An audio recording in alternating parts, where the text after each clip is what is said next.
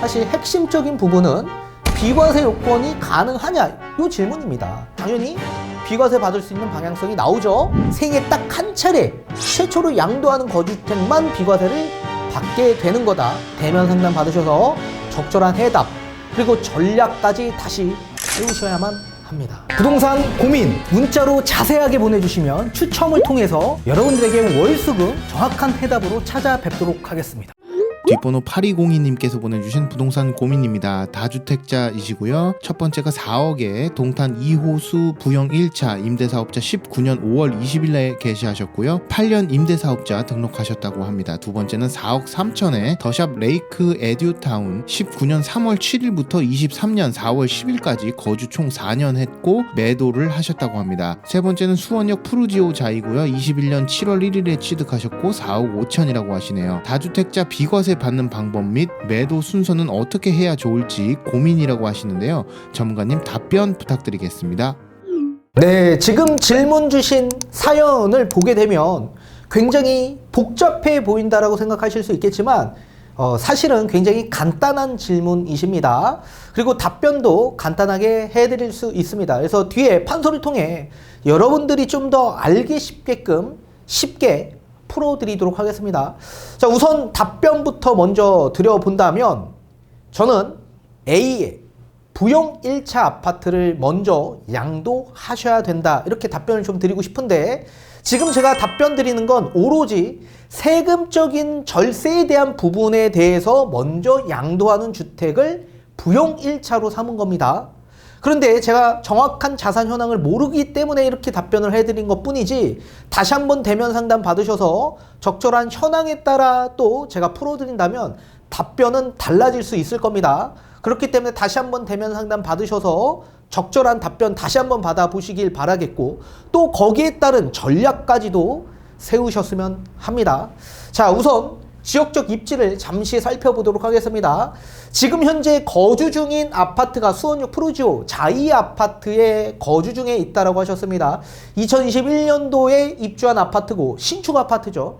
약 4,000세대가 넘어가는 매머드급 아파트입니다. 수원역 바로 인근에 위치하고 있는 아파트에 거주 중에 있다라고 하셨습니다. 자, 그리고 이번에는 동탄2 산척동에 위치하고 있는 호수공원이 인접되어 있는 아파트죠. 동탄 더샵 레이크 에듀타운 아파트에 4년 정도 거주하시다가 이 아파트를 얼마 전에 양도하셨다라고 하셨습니다. 그리고 바로 밑에 레이크시티 부영 1차 아파트가 있습니다. 요 1차 아파트에 지금 현재 임대사업자 8년 임대를 주고 계신다라고 하셨습니다.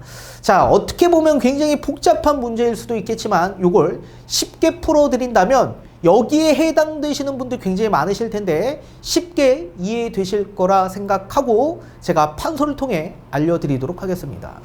자, A라는 동탄2에 위치하고 있는 레이크시티 부영 1단지 아파트를 2019년 5월에 취득하셔서 8년 장기임대주택으로 등록되어 있는 상태이다 라고 말씀해 주셨습니다. 자, 지금 이 아파트도 신축 아파트로서 2018년에 입주했고 약 600세대 정도로 형성되어 있는 아파트입니다. 자, 그리고 또 바로 인근에 위치하고 있었던 동탄2 더샵 레이크 에듀타운 아파트도 함께 보유를 하셨었고요. 2019년 3월 달에 취득을 하셔서 얼마 전에 양도를 하셨다라고 하셨는데 2023년 4월 달에 매도를 하셨다 이렇게 말씀해 주셨습니다. 그리고 이 아파트에 4년 이상 거주까지 하셨다라고 하셨습니다. 자, 이 아파트도 마찬가지 신축 아파트였죠. 2019년식이었고 약 1,500세대 정도로 형성되어 있는 아파트입니다. 자, 그리고 또 C라는 아파트가 있습니다. 이 C라는 아파트는 수원역에 위치하고 있는 아파트로서 푸르지오 자이 아파트죠. 이 아파트도 2021년 7월 달에 취득하셔서 다른 아파트에 비하면 좀 취득 연도가 늦은 편입니다. 그리고 현재 거주 중에 있다라고 하셨습니다. 이 아파트도 2021년식 4,000세대가 넘어가는 매머드급 아파트입니다.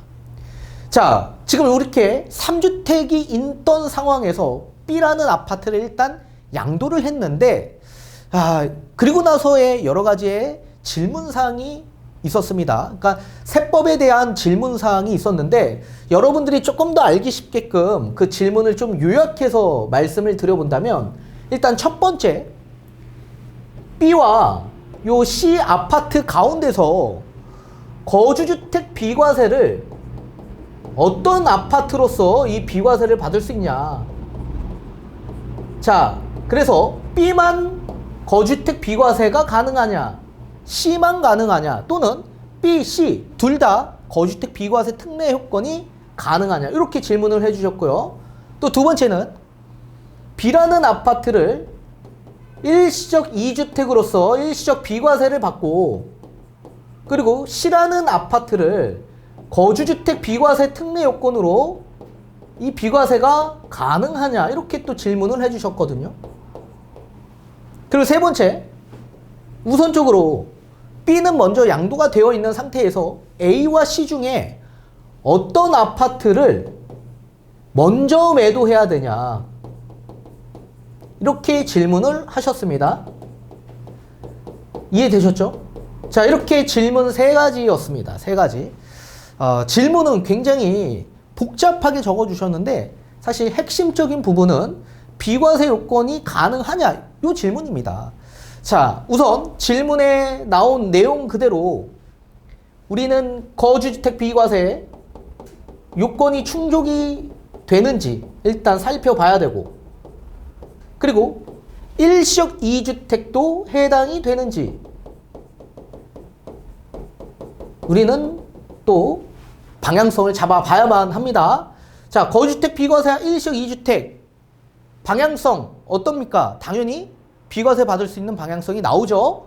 자, 우선 거주주택 비과세라는 건 뭐냐면, 임대사업자가 등록되어 있는 주택 그 이외의 주택에 2년 이상 거주한 주택이 있다라고 한다면 거주주택 비과세 특례 요건이 충족되어 비과세를 받을 수 있는 요건입니다. 다만 임대사업자 등록한 이 아파트는 2020년 7월 10일 이전에 임대사업자로 등록되어 있는 아파트로서 임대 개실 당시 공시가격 6억 원 이하 아파트를 충족한 아파트, 그리고 5% 임대료 증액을 지킨 아파트, 그런 아파트가 있다라고 한다면 2년 이상 거주한 아파트가 들어오면 어떻게 되죠?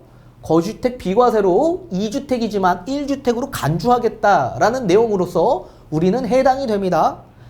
자, 그러면 우리는 A와 B가 있는 상태에서 2주택이지만 1주택으로 간주하겠다라고 말씀해드렸죠?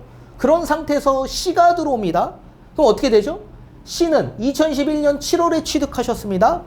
자, 따라서 신규 주택을 취득한 시점에서부터 종전주택을 3년 이내에 양도하게 될 경우에 비과세 받을 수 있는 혜택이 있습니다. 21년 7월에 취득하셨기 때문에 2024년 6월에 B 아파트를 양도한다면 비과세 받을 수 있는 조건이 있는 거죠. 그래서 우리는 거주주택 비과세도 가능하고 일시적 2주택도 가능한 중첩이 가능하다, 중복 적용이 가능하다라는 내용입니다. 자, 요 큰 틀을 좀 알았다면 거주주택 비과세 혜택이라는 내용을 세부적으로 좀 더 이해를 하셔야만 합니다. 자, 이 거주주택 비과세 특례 요건은 2019년 2월 12일 날 법이 개정되었습니다. 자, 우선 요 조문을 보게 되면 소득세법 시행령 155조 20항 조문은 우리 장기임대주택을 등록한 경우에 생애 한 차례 최초로 거주주택을 양도하게 될 경우에 거주주택 비과세가 성립이 돼서 소득세법 시행령 154조 1항에 따라 1세대 1주택 비과세 혜택을 받아볼 수 있는 특례 요건이 있었습니다. 근데 이 법이 요 시기에 개정이 되었다라는 내용입니다. 자, 그러면 그 이전에 법이 개정되기 이전에 조문은 어떤 조문이었냐? 생애 한 차례 최초로 양도하는 주택이라는 조문 자체가 없었습니다. 따라서 A와 B가 있었습니다. A는 임대사업자로 등록이 되어 있고 여러 가지 요건이 충족되어 있는 임대사업자입니다. 그런 상태에서 2년 이상 거주한 B의 아파트를 먼저 양도하게 될 경우에 비과세 받고 양도가 가능해지죠. 그리고 A와 또 C라는 아파트를 한 채 취득해서 2주택이 또 된 겁니다. 이런 상태에서 C라는 아파트도 2년 이상 거주하면 어떻게 돼요? 또 비과세 받고 양도가 가능하고, 또 다른 D라는 아파트를 또 취득해서 2년 이상 거주하고 비과세 받고 양도하고, 이렇게 계속 비과세를 받을 수 있게끔 법조항을 또 역이용해서 집값 상승기에 막 그렇게 진행하셨던 분들이 굉장히 많았었기 때문에 정부 당국에서 그걸 규제를 한 겁니다. 그래서 2019년 2월 12일 개정이 된 게 생애 딱 최초로 한 차례 처음으로 양도한 주택만 비과세를 받을 수 있게끔 법이 개정된 겁니다. 자, 따라서 핵심은 뭐예요? 생애 한 차례만, 딱 한 차례만 최초로 양도한 주택, 거주주택. 요 거주주택은 2년 이상 거주한 주택을 뜻하는 거죠. 요게 핵심입니다. 핵심. 이해되셨죠? 지금 법이 개정돼서 이렇게 조문이 지금 딱 기재되어 있는 상황입니다. 자, 그런데 법이 개정됐던 2019년 2월 12일 날 부칙이 신설이 되었고, 부칙 7조를 보게 되면 법이 개정되었지만 예전 법대로 종전 규정을 따르도록 적용받을 수 있도록 이 부칙을 예외로 신설을 했습니다. 예외 조항으로. 자, 우선적으로 2019년 2월 11일 요 이전에 취득한 주택은 생애 한 차례 최초로 양도하는 거주주택이 아니더라도 계속 비과세를 받을 수 있게끔 예전 법대로 적용하는 부칙이 신설이 된 겁니다. 자, 그리고 2019년 2월 11일 이전에 계약서를 작성하고 계약금까지 입금한 요 주택도 마찬가지 종종 규정에 따라 적용받도록 했습니다. 그리고 2019년 2월 12일 요 당시에 거주 중인 주택, 요 거주 중인 주택도 마찬가지 생애 한 차례가 아니더라도 비과세를 받을 수 있었습니다. 자, 여기까지 이해가 되셨죠? 이렇게 우리가 큰 틀에서 일단 접근을 하고 그리고 세부적으로 한번 따져보는 겁니다. 자, 그렇다면 앞에 제가 언급한 것처럼 우리는 A와 B 거주주택 비과세 특례 요건이 충족이 되죠. 이런 상태에서 B와 C도 일시적 2주택 충족이 됩니다. 자, 중첩이 가능하고 중복 적용이 가능하지만 중첩이라는 건 뭡니까? 거주주택 비과세 특례 요건으로 양도도 하고 일시적 2주택으로도 양도를 하게 된 겁니다. 따라서 생애 한 차례 최초로 양도한 거주주택, 따라서 우리는 거주주택 비과세 특례 요건을 이미 사용을 해버렸다. 그렇기 때문에 B를 일시적 2주택으로 그냥 양도하고 C를 또 한 차례 거주주택 비과세 받을 수 있는 건 아니다. 거주주택 비과세는 무조건 중첩이 된다면 일시적 2주택으로 양도를 하더라도 무조건 거주주택 비과세를 사용하게 된 겁니다. 따라서 B는 양도한 건 일시적 2주택으로도 양도를 했지만 거주주택 비과세를 사용하게 된 겁니다. 사용하게 된 겁니다. 자, 그렇다면 A와 C가 남아 있습니다. 그러면 C는 거주주택 비과세 특례 요건 받을 수 있나요? 받을 수 없죠. 법이 개정됐잖아요. 생애 한 차례만 최초로 양도하는 거주주택 이것만 비과세 해준다. 이미 우리는 B를 사용을 했기 때문에 C의 거주주택 비과세 특례 요건을 사용할 수가 없게 되는 겁니다. 자, 그렇지만 부칙 7조에 따라 종종 규정을 적용하는 예외 조항이 만들어졌다고 제가 말씀해 드렸죠. 자, 그렇다면 C라는 아파트가 2019년 2월 11일 이전에 취득한 주택이었다면 거주주택 비과세 특례를 B에서 받고 C에서도 똑같이 받을 수 있게 되는 겁니다. 그리고 2019년 2월 11일 이전에 C라는 아파트가 계약서 작성하고 계약금 입금한 아파트라고 한다면 C라는 아파트에서 또 다시 한 차례 더 거주주택 비과세 특례 요건을 받아볼 수가 있었던 거죠.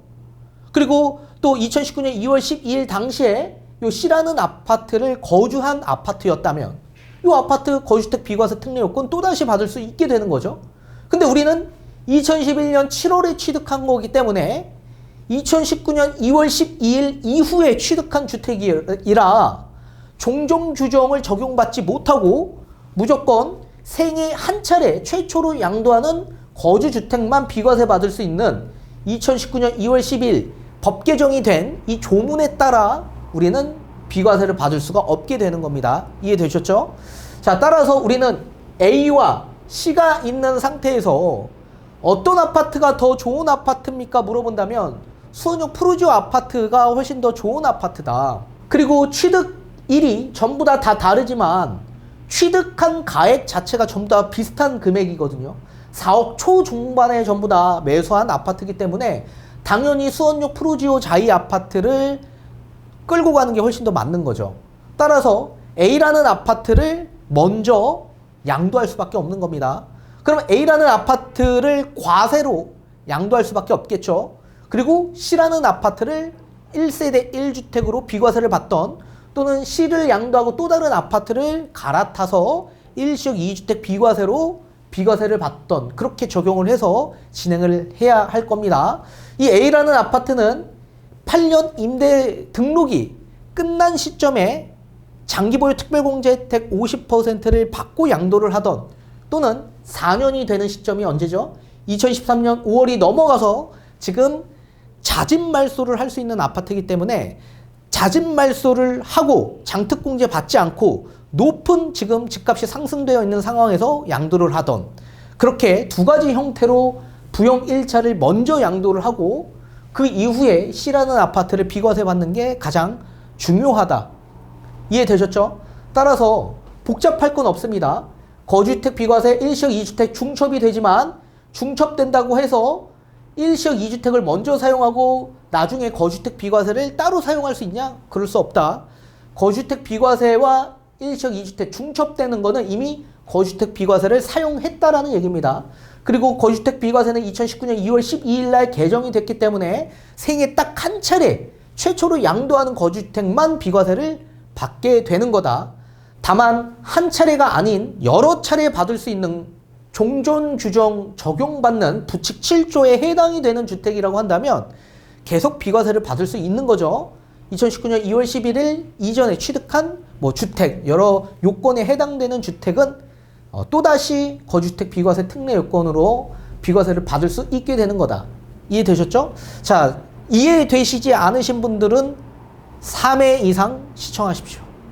그리고 우리 구독자님은 다시 대면 상담 받으셔서 적절한 해답 그리고 전략까지 다시 세우셔야만 합니다.